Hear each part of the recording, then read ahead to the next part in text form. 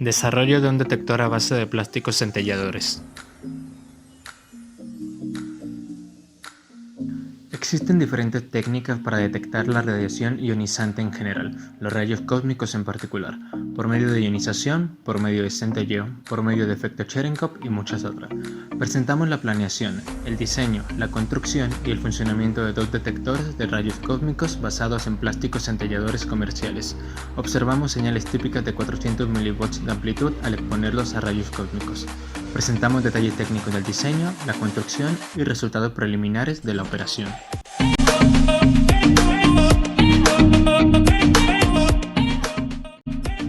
Los rayos cósmicos son partículas que atraviesan en todo momento la atmósfera terrestre. Provienen del espacio exterior, incluso de fuera de nuestro sistema solar. Estas partículas se clasifican en tres tipos: las primarias, las secundarias y las terciarias.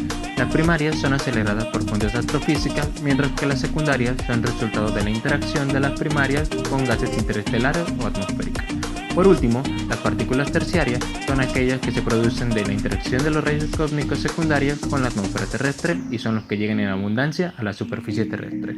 Como los rayos cósmicos son partículas cargadas, su trayectoria es modulada por el viento solar y por el campo magnético galáctico y el terrestre, por lo que al llegar a la Tierra, estas partículas ya han sido desviadas, dificultando rastrear de dónde provienen. Cuando los rayos cósmicos colisionan con los núcleos de átomos en la atmósfera, se producen partículas conocidas como piones, las cuales decaen emitiendo muones, que son las partículas más abundantes al nivel del mar en la Tierra. A pesar de que los muones no interactúan fuertemente con la materia, dejan un rastro de energía que podemos detectar. Actualmente, solo existen dos métodos de detección de partículas. Uno de ellos consiste en detectar los iones que se producen en diferentes líquidos, gases y sólidos cuando una partícula incide en ellos, arrastrando los iones con un campo eléctrico hacia unos colectores donde detectamos una señal eléctrica. El otro método consiste en aprovechar la propiedad de ciertos materiales de emitir luz cuando una partícula incide en ellos. Esta luz la captamos con un fotomultiplicador. Con el sistema de adquisición de datos apropiado podemos medir el flujo de partículas.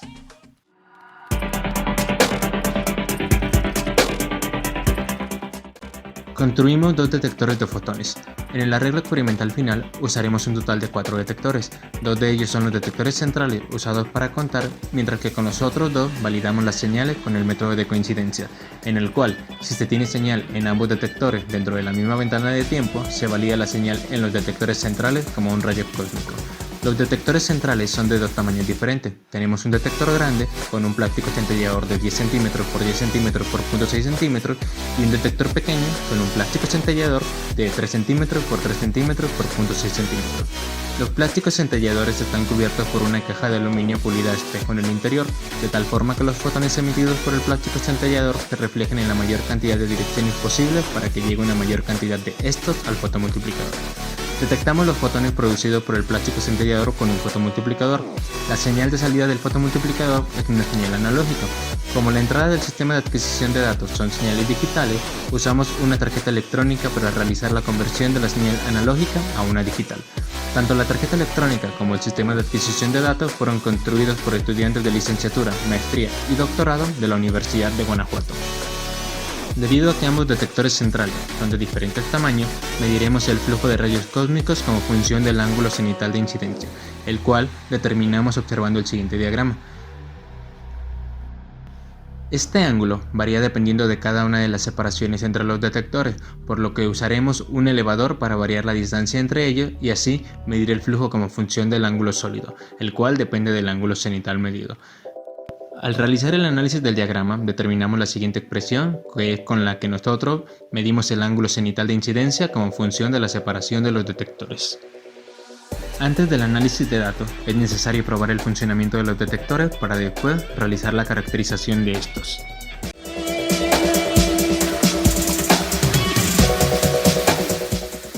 Antes de ensamblar los detectores, probamos el funcionamiento de los fotomultiplicadores, para lo cual construimos una pequeña caja negra con un LED en su interior, el cual colocamos frente a un fotomultiplicador. Encendíamos el LED usando un generador de funciones, de tal forma que la frecuencia de las señales del fotomultiplicador observadas con un osciloscopio coincide con la de las emisiones del LED. Al probar el funcionamiento del fotomultiplicador, lo ensamblamos junto con los plásticos centelladores. Las señales obtenidas son como las mostradas. La señal amarilla corresponde a la señal analógica proveniente del fotomultiplicador y la señal azul corresponde a su conversión a señal digital. La conversión la realizamos para poder mandar las señales a un sistema de adquisición de datos con el que luego contaremos la incidencia de los rayos cósmicos. Mostramos el sistema experimental completo, el cual consiste de los dos detectores construidos, la tarjeta electrónica, una fuente de voltaje para alimentar a los fotomultiplicadores, una fuente de voltaje para encender el circuito digitalizador y un osciloscopio. Posteriormente, agregaremos al sistema experimental dos detectores de veto y lo ensamblaremos dentro de una caja de aislamiento óptico para evitar posibles filtraciones de luz en los detectores. Además, conectaremos la salida de la tarjeta electrónica no al osciloscopio, sino al sistema de adquisición de datos.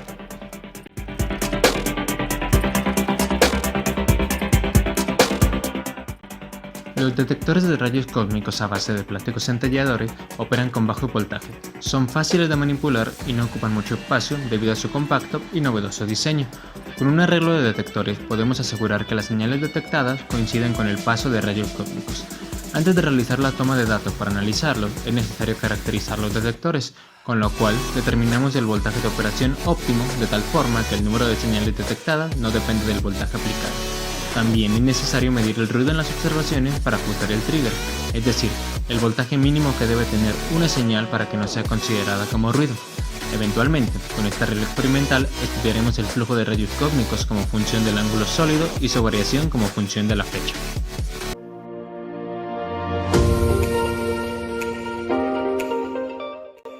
En el Laboratorio Internacional de Partículas Elementales continuamos innovando en la elaboración de detectores cada vez más eficientes, con un tiempo de respuesta más corto, con diseños compactos, de tal forma que sean fáciles de transportar y manipular, construidos con los materiales más apropiados, cuyos requerimientos de mantenimiento son cada vez menores y con los que es posible realizar investigación en el área de altas energías. Hemos construido dos detectores de radiación a base de plásticos centelladores. Estos funcionan como fueron diseñados. Los trabajos continúan.